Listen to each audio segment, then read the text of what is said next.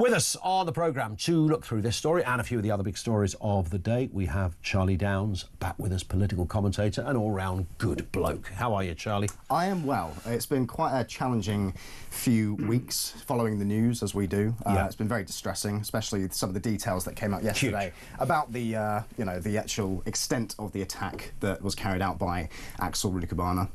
And it's difficult, I think. The question you've just asked, what's radicalising young men? I've found it difficult these last couple of days to keep a level head. I'm going to be honest with you, because it's all of this information that we're hearing about what happened in Southport. It's hard not to get angry, and it's hard not to feel, just deeply upset. And, given his sentence, which I view as being ultimately quite lenient, 52 years in prison, means he may one day see the light of day, it's hard not to feel like justice hasn't been served. So just in answer to your question that you're asking the viewers today, what's radicalising young men? I think that there's a number of different factors, and I think it also it's very important about who we're talking about here. Because someone like Axel Rudakubana, some of the information that we've heard about, for example, the literature that he had in his room, some of the documents that he had on his computer, this was stuff that was, it was kind of a lot of post-colonial literature. So this is writing about how, imperial colonialism of, for example, the British Empire was an untrammeled evil. He had documents, as we know, from Al-Qaeda, from ISIS as well. He had footage of beheadings and all this sort of thing. This was clearly a very warped individual. But he is reported to have said at one time that Britain needs an ethnic cleansing style genocide, as took place in Rwanda. He called the white genocide when he was at school during a football match. This has been quite widely reported. So this is clearly a young man who, his particular brand of radicalisation is, I think, first and foremost anti-white. That's what it seems like, because the people who he targeted in his attack were young white children. The literature that he had in his room was anti-white, anti-colonial, and he seemed to harbour this very, very strong sense of resentment against the indigenous British population. But that's not to say that that's the only type of radicalisation that goes on. There's plenty of other different brands of radicalisation. And as I was just saying, to be honest with you, I as a young man, I feel the pull of it myself. I'm not gonna lie to you, because living in the time that we do, seeing the things that we see going on in this country, whether it is this case or the grooming gangs or any of the other terrible events that have been visited upon this country during my lifetime, it's hard not to get angry. And it's hard not to get angry at the political class that seems intent on suppressing dissent on these issues. Is that what it is? I mean, the anger, and interesting in the Southport case, I mean, there can be many reasons to extend your list. This person had, an obsession with the killing of children as well, so that was sort of there too. And whilst the prosecution, not the defence, the prosecution said they couldn't establish any religious or political allegiance one way or the other in any specific way. I mean, this seemed to be a mucked-up bloke, and if he saw something that made him angry, he linked and anchored himself to it. But then you've got other cases. We're talking about a crossbow killer who, it looks like began as a domestic dispute and ended up with the killing of a mother and two daughters. Two would have witnessed the deaths of, or one would have witnessed the deaths of the other two, by the looks. I mean, it's just so awful to see this. We can go back, as I was mentioning in that list, a kid stabbed on a bus, the senseless machete attack of a child in broad daylight in at the tail end of last year. I mean, the list, the recent list, that's the point, Charlie. I mean, you can go back to the 70s, you can go back to the 60s, all at Myra Hindley, the serial killers, and there's been terrible terrible situations. I mentioned The Mods and the Rockers, Brighton Rock, written in the 30s. Amazing novel. If you haven't read it, I recommend it, but it's about the violence of the day in some areas. It's not new, but I feel this is a new level that we're at. Yes. Well, I think that as a generation, we are uniquely mentally I don't want to say mentally challenged, that's got the wrong sort of ring to it. But I think that my generation, I was born in 2001, I'm Gen Z, we are uniquely lonely, uniquely challenged in when it comes to questions of identity. And I think that for a long time, the conversation around so-called identity politics has been very much dominated by the left. They've offered the kinds of, racial identity politics, sexual identity politics, which I think we're going to talk about today, sexuality and so on. All of these different kind of groups that one can join and think of themselves as being a member of, along the lines of these kind of arbitrary personal characteristics.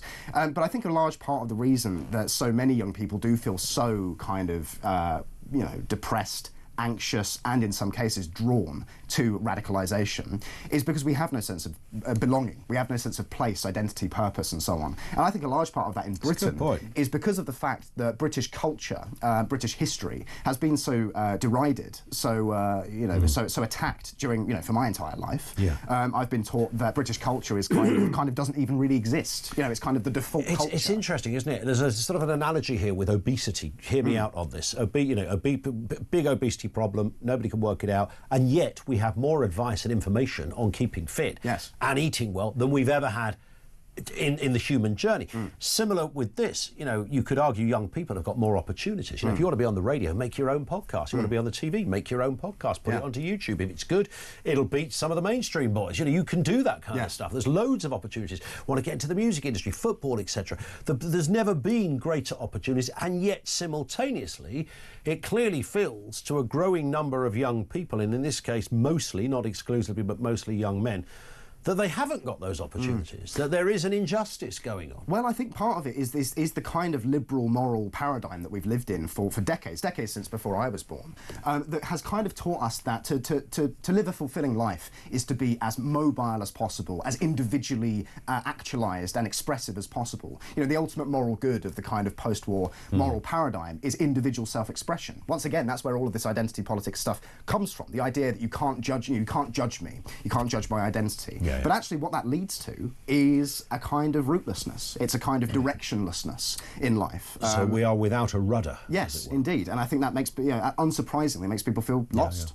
And a small contingent of those lost people will descend into there's a spiral of insanity that takes hold and manifests in these horrific ways. You mentioned identity there, which brings us on to this story. A study has found that kids today are almost 50 times more likely to suffer from gender distress than they were in just 2011. Will our government, however, and I mentioned this at the beginning, adopt a kind of Donald Trump-like situation? Here he is, and here's what he said at his inauguration this week. I will also end the government policy of trying to socially engineer race and gender into every aspect of public and private life. As of today, it will henceforth be the official policy of the United States government that there are only two genders, male and female. If you played that to somebody, from 10, 15 years ago and said, right, we want you to spot the controversial bit, the bit they would have picked out was, well, it's a bloke whose face looks quite orange. That would have been as controversial. Indeed. The bit about there's two genders would not have been, wouldn't have entered anybody's mind that might be the controversial bit. But that, of course, is where the hook is, and we understand today that Donald Trump has ordered that all government buildings will not fly the rainbow flag or the Black Lives Matter flag as well. I think he gets house points in that respect. But NHS records do show that in 2001, 200 under 18s identified as transgender or had gender dysphoria. So I can kind of get that. 200 people said, look, I know it's a bit weird, but I'm not feeling right. There's something going on. I don't know what it is. I have no problem with that. However, 10,000 people by 2021. What the hell happened? Well, I mean, just on that clip of Trump, I totally agree with you that it's such an indictment of the time that we live in that is somehow wow, have you heard what he said? Thing. He said there are two genders. Although, to be fair, I don't know if you feel the same, Ian, but reading through the list of Trump's executive orders has been a bit like Christmas coming early. It's just like one thing after another. It's been brilliant. Now, it's possible a lot of it will get shot down by judges, but that's neither here or there for now. But I think all of this links back to what we were just talking about, right? Because I actually think that all of this stuff is a symptom of a far more fundamental issue. Because we can point to, for example, the fact that children are taught this stuff in schools. They are taught that gender is something that is fluid, that multiple genders beyond male and female exist, that you can, legitimately become, transition into the opposite sex biologically. This is all unscientific nonsense. But it is, as I say, I think the symptom, even if it wasn't being taught in school, we would be seeing loopy stuff like this proliferating anyway, because it's a symptom of a more, I think, spiritual sickness that has, spread across our society because of the things I've been talking about. Because liberal morality is so atomizing, because it cuts us off from any notions of the transcendent, any notions of group identity, on the altar of individual satisfaction. Yes, you can be who you want to be. You can do whatever you want to do. Authority should be treated with suspicion. Convention and tradition should be shunned where possible, even though it's got a great track record. All of these things that somehow, and then you wonder why some kids are going, I don't know what the hell's going on in this world. I decided to identify as a frog when I thought it was going to bring me happiness, but it never did. So I leapt to something else. And it's because young people are looking for meaning. They are searching for meaning, and they're finding it in these places that ultimately are being given to them by the state, because they're being delivered to them through the education system and through the media and this sort of thing.